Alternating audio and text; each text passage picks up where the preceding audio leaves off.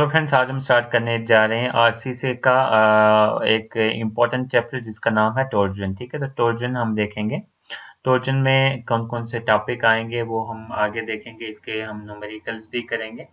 तो हम देख लेते हैं। सबसे पहले तो हम देखेंगे इसकी इंट्रोडक्शन। ठीक है, तो टॉर्जन, सबसे पहले टॉर्जन होता क्या है? टॉर्जन होता है ट्विस्टिंग मोमेंट। ठीक है, torsion TORSION, torsion means twisting. ठीक है, मतलब कोई चीज मुड़ना, उसको हम बोलते हैं टॉर्जन।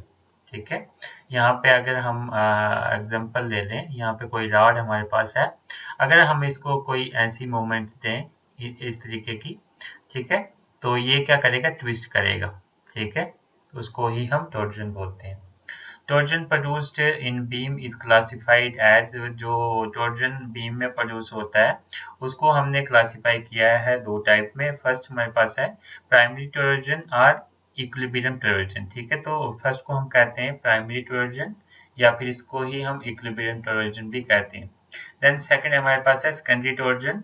सेकेंडरी टॉर्जन को हम कंपैटिबिलिटी टॉर्जन भी बोलते हैं। सेकेंडरी टॉर्जन, इसको हम कंपैटिबिलिटी टॉर्जन भी बोलते हैं। ठीक है, torsion, which can be determined only by using the static equilibrium condition, is called as the primary torsion, or torsion induced in beams curved in plane and subjected to gravity loads, and also in beams where the transverse loads are eccentric with respect to the shear center of the cross section। ठीक है, तो अगर हम बात करें एक ऐसा torsion which can be determined by using the static equilibrium condition, जो भी हमारे पास स्टैटिक इक्विलिब्रियम कंडीशंस हैं, अगर उनसे हम डिटरमाइन कर सकते हैं टोर्जन को। ठीक है, उनसे हम डिटरमाइन करते हैं टोर्जन को, उसे हम बोलते हैं primary torsion. That is called the primary torsion, or the torsion induced in the beams curved in plane and subjected to gravity loads, and also in beams where the transverse loads are eccentric with respect to the shear center of the cross section. तो इसमें हमारे पास जो Trojan है जिसको हम determine करते हैं static equilibrium condition लगा के, उसको हम प्राइमरी टोर्जन बोलते हैं। या तो हम इसको बोलते हैं वो वाला टोर्जन जो इंड्यूस्ड होता है हमारे पास बीम्स में कर्व्ड इन प्लान। ठीक है, जो बीम्स हमारे पास कर्व्ड होते हैं प्लान में, and subjected to gravity loads, और उन पे ग्रेविटी लोड्स हमारे पास पड़ रहे होते हैं, and also in beams where transverse loads are eccentric, और उन बीम्स में जिनमें की ट्रांसवर्स जो लोड होते हैं वो क्या होते हैं? एसेंट्रिक होते हैं। ट्रांसवर्स लोड्स क्या होते हैं? एसेंट्रिक, मतलब सेंटर पे नहीं होते, with the respect to the shear center of the cross section. इसमें हम एग्जांपल अगर बोलें, for example slab cantilevered from a beam which is assumed to be fixed at supporting columns। ठीक है, तो एक हमारे पास स्लैब है जो कैंटिलीवर्ड है फ्रॉम ए बीम से कैंटिलीवर्ड है, which is assume to be the fixed at supporting column, जिसको हम अज्यूम करते हैं कि वो फिक्स्ड है सपोर्टिंग कॉलम पे। ठीक है, तो मान लो ये हमारे पास यहाँ पे एक बीम है। ठीक है, तो बीम से यहाँ पे स्लैब जा रहा है। ठीक है, ये जो स्लैब, ये है स्लैब है, ये हमारे पास ये वाला पोर्शन, ये वाला बीम का पोर्शन है। तो ये इस बीम के पोर्शन से जो स्लैब है ये क्या है? कैंटिलीवर जैसा बन जाता है हमारे पास।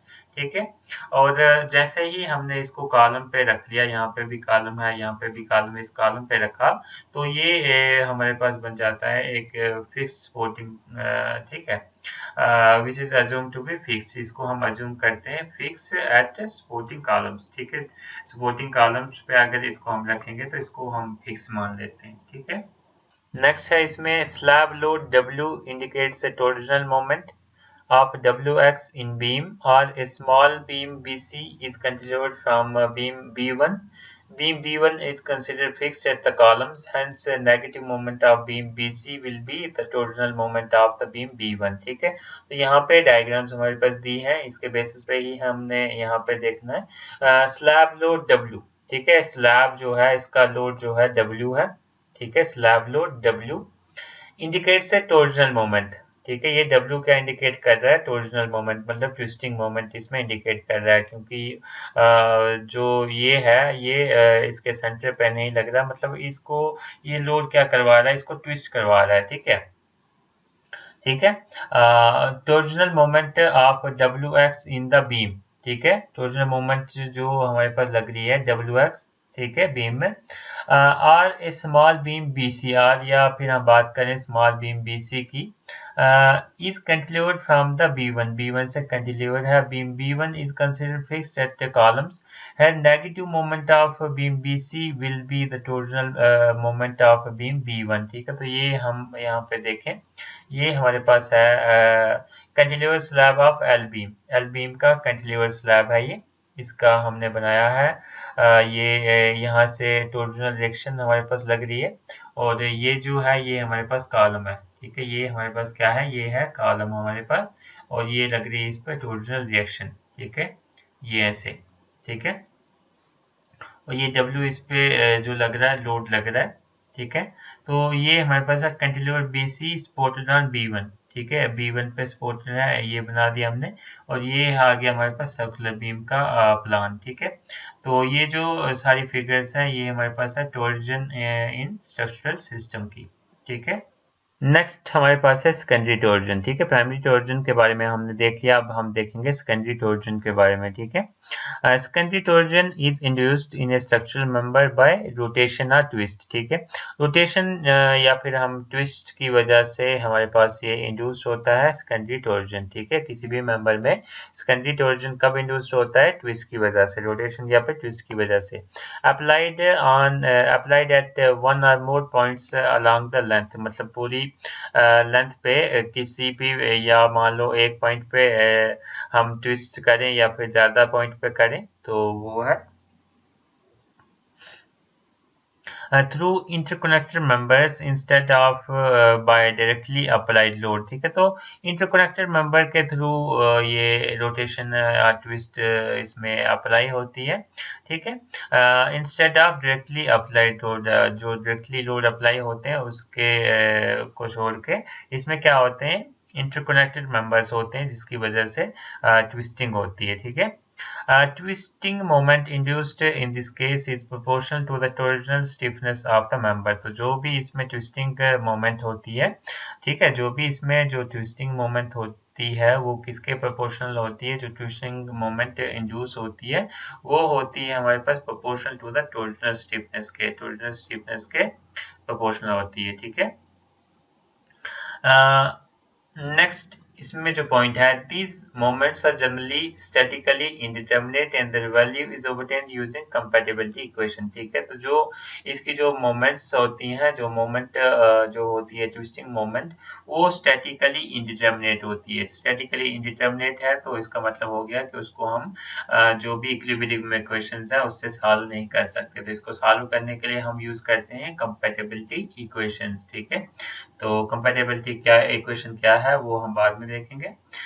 This is the reason this torsion are called compatibility torsion, तो इसलिए इस टाइप के टॉर्जन को हम कंपैटिबिलिटी टॉर्जन भी बोलते हैं, ठीक है, क्योंकि इसमें कंपैटिबिलिटी इक्वेशंस का यूज करते हैं हम, ठीक है।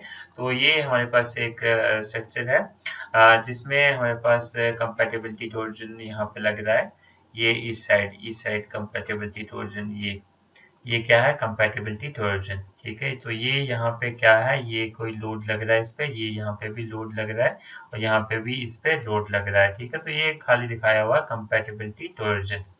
आई होप ये लेक्चर आपको समझ में आ रहा होगा, अगर आपको कोई भी डाउट हो तो कमेंट सेक्शन में जरूर पूछें।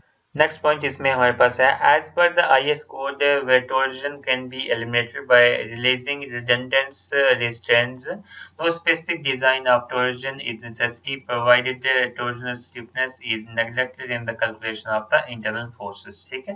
तो जो भी टॉर्जनल जो फोर्सेस होती हैं, जो टॉर्जनल स्टिफनेस होती है उसको हम नेग्लेक्ट करते हैं, ठीक है।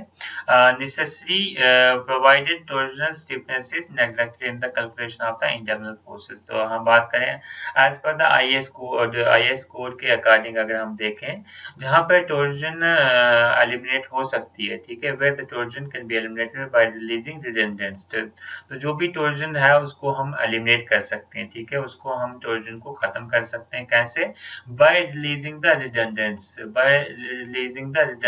रिस्ट्रेन, जितनी भी रिडंडेंट रिस्ट्रेन है उनको रिलीज करके हम टॉर्जन को खत्म कर सकते हैं।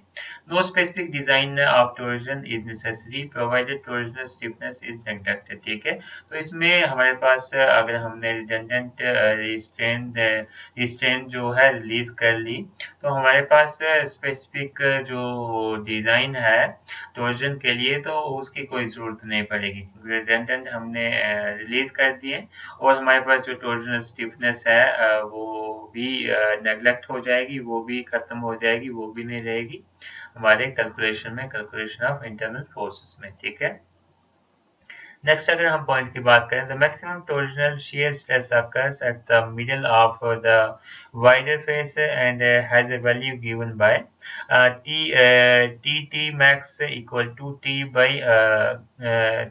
alpha b square d। ठीक है, तो जो भी हमारे पास मैक्सिमम टॉर्जनल शियर स्ट्रेस जो अकर करती है हमारे पास कहाँ पे, middle of the wider face पे, middle of the wider face, इसकी जो वैल्यू हमारे पास होती है T max equal to T by alpha B square D.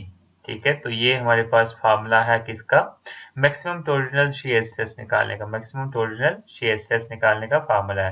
तो इसमें जो अल्फा है, अल्फा क्या है, अल्फा है कांस्टेंट, कांस्टेंट ये किस पे डिपेंड करता है, that depends, that vary depending on, ये जो अल्फा की वैल्यू है वेरी करती है depending on the value of, depending on the value of D by B. तो जो डी बाई बी की वैल्यू है उसकी वैल्यू पे ये डिपेंड करता है अल्फा, जैसे डी बाई बी की वैल्यू चेंज होती है अल्फा की वैल्यू भी चेंज होती है। ठीक है, आई होप ये लेक्चर आपको समझ में आ गया होगा। अगर आपको कोई भी डाउट हो तो आप कमेंट सेक्शन में पूछ सकते हैं, और आपको इसमें से कौन सा पार्ट अच्छा लगा आप कमेंट करके जरूर बताएं। Thank you. If you like the videos then like, comment, share and subscribe my YouTube channel.